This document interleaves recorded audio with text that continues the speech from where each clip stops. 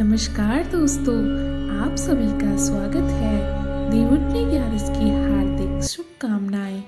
ओम वक्रतुंडम महाकाय सूर्यकोटि समम प्रभ निर्विघ्नं कुरु मदेव सर्वकार्येषु सर्वदा। दोस्तों, आज के इस वीडियो में हम देवउठनी 11 से जुड़ी हुई कुछ पौराणिक कथाओं के बारे में जानते हैं। कार्तिक माह के शुक्ल पक्ष की एकादशी को देवउठनी एकादशी, देवोत्थान एकादशी, देवउठनी 11, प्रबोधिनी एकादशी आदि नामों से जाना जाता है। इस दिन श्री हरि विष्णु निद्रा से जागते हैं। पौराणिक कथाएं। एक राजा के राज्य में सभी लोग एकादशी का व्रत रखते थे। पूजा प्रजा तथा नौकर चाकरों से लेकर पशुओं तक को एकादशी के दिन अन्न नहीं दिया जाता था। एक दिन किसी दूसरे राज्य का एक व्यक्ति राजा के पास आकर बोला, महाराज, कृपा करके मुझसे नौकरी पर रख ले। तब राजा ने उसके सामने एक शर्त रखी कि ठीक है, रख लेते हैं, किंतु रोज तो तुम्हें खाने को सब कुछ मिलेगा, पर एकादशी को अन्न नहीं मिलेगा। उस व्यक्ति ने उस समय हाँ कर ली, पर एकादशी के दिन जब उसे फलाहार का सामान दिया गया तो वह राजा के सामने जाकर गिड़गिड़ाने लगा, महाराज, इससे मेरा पेट नहीं भरेगा, मैं भूखा ही मर जाऊंगा, मुझे अन्न दे दो। राजा ने उसे शर्त की बात याद दिलाई, पर वह अन्न छोड़ने को राजी नहीं हुआ। तब राजा ने उसे आटा, दाल, चावल आदि दिए। वह नित्य की तरह नदी पर पहुंचा और स्नान कर भोजन पकाने लगा। तब भोजन बन गया तो वह भगवान को बुलाने लगा, आओ भगवान, भोजन तैयार है। उसके बुलाने पर पीताम्बर धारण किए हुए भगवान चतुर्भुज रूप में आ पहुंचे तथा प्रेम से उसके साथ भोजन करने लगे। भोजन आदि करके भगवान अंतर्धान हो गए तथा वह अपने काम पर चला गया। 15 दिन बाद अगली एकादशी को वह राजा से कहने लगा कि महाराज, मुझे दुगना सामान दीजिए। उस दिन तो मैं भूखा ही रह गया। राजा ने कारण पूछा तो उसने बताया कि हमारे साथ भगवान भी खाते हैं, इसीलिए हम दोनों के लिए ये सामान पूरा नहीं होता। यह सुनकर राजा को बड़ा आश्चर्य हुआ। वह बोला, मैं नहीं मान सकता कि भगवान तुम्हारे साथ खाते हैं। मैं तो इतना व्रत रखता हूँ, पूजा करता हूँ, पर भगवान ने मुझे कभी दर्शन नहीं दिए। राजा की बात सुनकर वह बोला, महाराज, यदि विश्वास न हो तो साथ चल कर देख लें। राजा एक पेड़ के पीछे छिपकर बैठ गया। उस व्यक्ति ने भोजन बनाया तथा भगवान को शाम तक पुकारता रहा, परंतु भगवान न आए। अंत में उसने कहा, हे भगवान, यदि आप नहीं आए तो मैं नदी में कूदकर प्राण त्याग दूंगा। लेकिन भगवान नहीं आए। तब वह प्राण त्यागने के लिए उद्देश्य से नदी की तरफ बढ़ा। प्राण त्यागने का उसका दृढ़ इरादा जान शीघ्र ही भगवान ने प्रकट होकर उसे रोक लिया और साथ बैठकर भोजन करने लगे। खा पी कर वे उसे अपने विमान में बिठाकर अपने धाम ले गए। यह देख राजा ने सोचा कि व्रत उपवास से तब तक कोई फायदा नहीं होता जब तक मन शुद्ध न हो। इससे राजा को ज्ञान मिला। वह भी मन में व्रत उपवास करने लगा और अंत में स्वर्ग को प्राप्त हुआ। देव प्रबोधिनी या एकादशी की व्रत कथा। एक राजा था, उसके राज्य में प्रजा सुखी थी। एकादशी को कोई भी अन्न नहीं बेचता था, सभी फलाहार करते थे। एक बार भगवान ने राजा की परीक्षा लेनी चाही। भगवान ने एक सुंदरी का रूप धारण किया तथा सड़क पर बैठ गए। तभी राजा उधर से निकला और सुंदरी को देख चकित रह गया। उसने कहा, हे सुंदरी, तुम कौन हो और इस तरह यहाँ पर क्यों बैठी हो? तब सुंदर स्त्री बने भगवान बोले, मैं निराश्रिता हूँ, नगर में मेरा कोई जाना पहचाना नहीं है, किससे सहायता मांगू? राजा उसके रूप पर मोहित हो गया था। वह बोला, तो तुम मेरे महल में चलकर मेरी रानी बनकर रहो। सुंदरी बोली, मैं तुम्हारी बात मानूंगी, पर तुम्हें राज्य का अधिकार मुझे सौंपना होगा। राज्य पर मेरा पूर्ण अधिकार होगा। मैं जो भी बनाऊंगी तुम्हें खाना होगा। राजा उसके रूप पर मोहित था, अतः उसने उसकी सभी शर्तें स्वीकार कर ली। अगले दिन एकादशी थी। रानी ने हुक्म दिया कि बाजारों में अन्य दिनों की तरह अन्न बेचा जाए। उसने घर में मांस, मछली आदि पकवान पकवाए तथा परोस कर राजा से खाने के लिए कहा।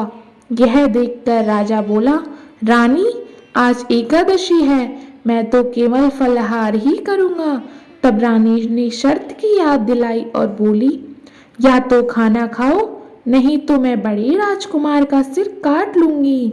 राजा ने अपनी स्थिति बड़ी रानी से कही तो बड़ी रानी बोली, महाराज, धर्म न छोड़े, बड़े राजकुमार का सिर दे दे। पुत्र तो फिर मिल जाएगा, पर धर्म नहीं मिलेगा। इसी दौरान बड़ा राजकुमार खेलकर आ गया। माँ की आंखों में आंसू देखकर वह रोने का कारण पूछने लगा, तो माँ ने उसे सारी वस्तु स्थिति बता दी। तब वह बोला, मैं सिर देने के लिए तैयार हूँ। पिताजी के धर्म की रक्षा होगी, जरूर होगी। राजा दुखी मन से राजकुमार का सिर देने को तैयार हुआ तो रानी के रूप में भगवान विष्णु प्रकट होकर असली बात बताई। राजन, तुम इस कठिन परीक्षा में पास हुए। भगवान ने प्रसन्न मन से राजा से वर मांगने को कहा तो राजा बोला, आपका दिया सब कुछ है, हमारा उद्धार करे। उसी समय वहां एक विमान उतरा। राजा ने अपना राजपुत्र को सौंप दिया और विमान में बैठकर परमधाम को चला गया। देवउठनी ग्यारस की एक प्रमुख कथा शंखासुर नामक राक्षस की है। शंखासुर ने तीनों लोकों में बहुत ही उत्पात मचाया हुआ था। तब सभी देवताओं के आग्रह करने पर भगवान विष्णु ने उस राक्षस से युद्ध किया और यह युद्ध कई वर्षों तक चला। युद्ध में वह असुर मारा गया और इसके बाद भगवान विष्णु विश्राम करने चले गए। कार्तिक शुक्ल एकादशी के दिन भगवान विष्णु की निद्रा टूटी थी और सभी देवताओं ने भगवान विष्णु की पूजा की थी। शिव महापुराण के अनुसार पौराणिक समय में दैत्यों का राजा दंभ हुआ करता था। वह बहुत बड़ा विष्णु भक्त था। कई सालों तक उसके यहाँ संतान नहीं होने के कारण उसने शुक्राचार्य को अपना गुरु बनाकर उनसे श्री कृष्ण मंत्र प्राप्त किया। यह मंत्र प्राप्त करके उसने पुष्कर सरोवर में घोर तपस्या की। भगवान विष्णु उसकी तपस्या से प्रसन्न हुए और उसे संतान प्राप्ति का वरदान दे दिया। भगवान विष्णु के वरदान से राजा दंभ के यहाँ एक पुत्र ने जन्म लिया। इस पुत्र का नाम शंखचूड़ रखा गया। बड़ा होकर शंखचूड़ ने ब्रह्मा जी को प्रसन्न करने के लिए पुष्कर में घोर तपस्या की। उसकी तपस्या से प्रसन्न होकर ब्रह्मा जी ने उसे वरदान मांगने को कहा। तब शंखचूड़ ने वरदान मांगा कि वह हमेशा अजर अमर रहे, वह कोई भी देवता उसे नहीं मार पाए। ब्रह्मा जी ने उसे यह वरदान दे दिया और कहा कि वह बद्री वन जाकर धर्मध्वज की पुत्री तुलसी, जो तपस्या कर रही है, उससे विवाह कर ले।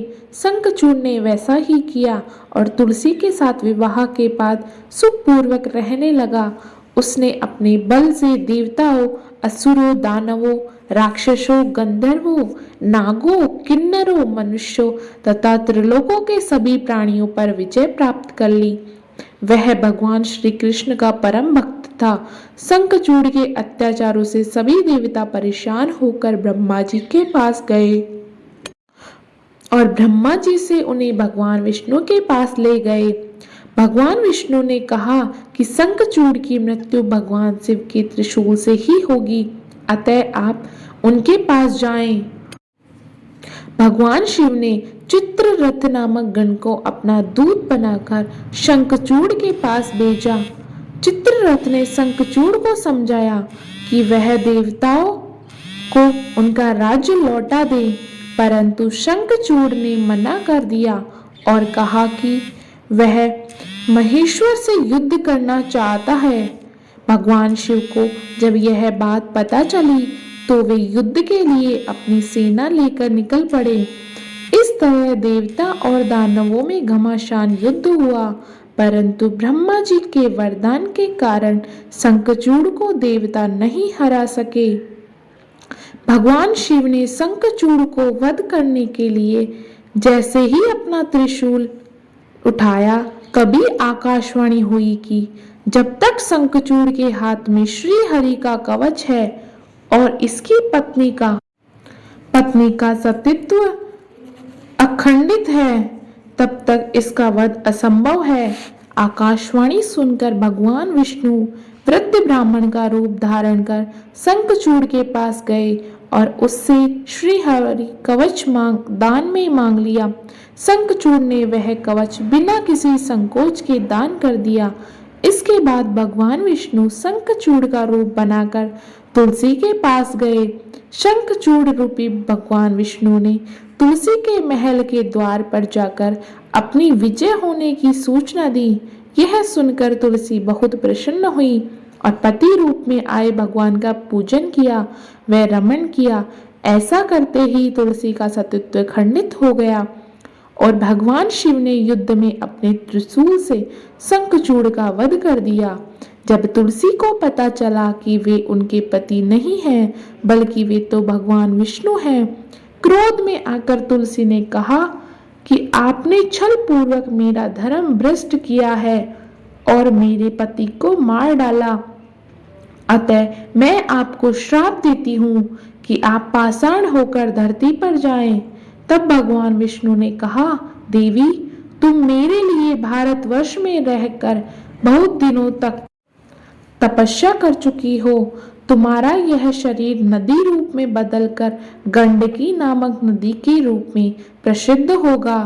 तुम पुष्पों में श्रेष्ठ तुलसी का वृक्ष बन जाओगी और सदा मेरे साथ रहोगी। तुम्हारे श्राप को सत्य करने के लिए मैं पाषाण शालिग्राम बनकर रहूंगा। गंडकी नदी के तट पर मेरा वास होगा।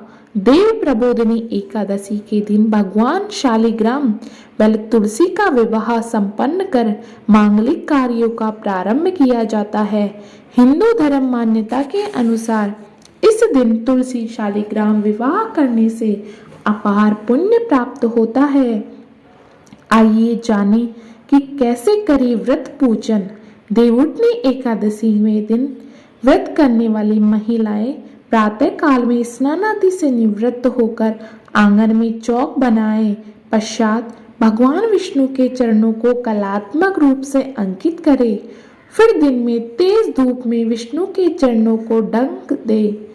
देवउठनी एकादशी को रात्रि के समय सुभाषित, स्तोत्र पाठ, भगवत कथा और पुराणादि का श्रवण और भजन आदि का गायन करे। घंटा, शंख, मृदंग, नगाड़े और वीणा बजाए। विविध प्रकार के खेल कूद, लीला और नाच आदि के साथ इस मंत्र का उच्चारण करते हुए भगवान को जगाए। उत्तिष्ठ गोविंद त्यज निद्रां जगत्पते त्वयि सुप्ते जगन्नाथ जगत् सुप्तं भवेदिकदम्। उत्तिष्ठे चेष्टते सर्वमुक्तिष्ठोत्तिष्ठ माधव गतामेधा विच्चैव निर्मलं निर्मलादिश शारदानि च पुष्पाणि ग्रहाण मम केशव। इसके बाद विधिवत पूजा करें। पूजन के लिए भगवान का मंदिर अथवा सिंहासन को विभिन्न प्रकार के लता पत्र, फल, पुष्प और वंदनवार आदि से सजाए। आंगन में देवोत्थान का चित्र बनाए। तत्पश्चात फल, पकवान, सिंगाड़े, गन्ने आदि चढ़ाकर दलिया से डंक दे तथा दीपक जलावे। विष्णु पूजा या पंचदेव पूजा विधान अथवा रामार्चन चंद्रिका आदि के अनुसार श्रद्धा पूर्वक पूजन तथा दीपक कपूर आदि से आरती करे। इसके बाद पुष्पांजलि अर्पित करे। साथ ही प्रहलाद, नारद, पाराशर, पुंडरीक, व्यास, अम्बरीश, सुक, सौनक और भीष्मादि भक्तों का स्मरण करके चरणामृत, पंचामृत व प्रसाद वितरित करे। तत्पश्चात एक रथ में भगवान को विराजमान कर स्वयं उसे खींचे तथा नगर, ग्राम या गलियों में भ्रमण कराए। शास्त्रानुसार जिस समय वामन भगवान 3 पद भूमि लेकर विदा हुए थे, उस समय दैत्यराज बलि ने वामन जी को रथ में विराजमान कर स्वयं उसे चलाया था। ऐसा करने से समुस्थिते ततो विष्णु क्रिया सर्वः प्रवर्तयेत् के अनुसार भगवान विष्णु योग निद्रा को त्याग कर सभी प्रकार की क्रिया करने में प्रवृत्त हो जाते हैं। अंत में कथा श्रवण कर प्रसाद का वितरण करें।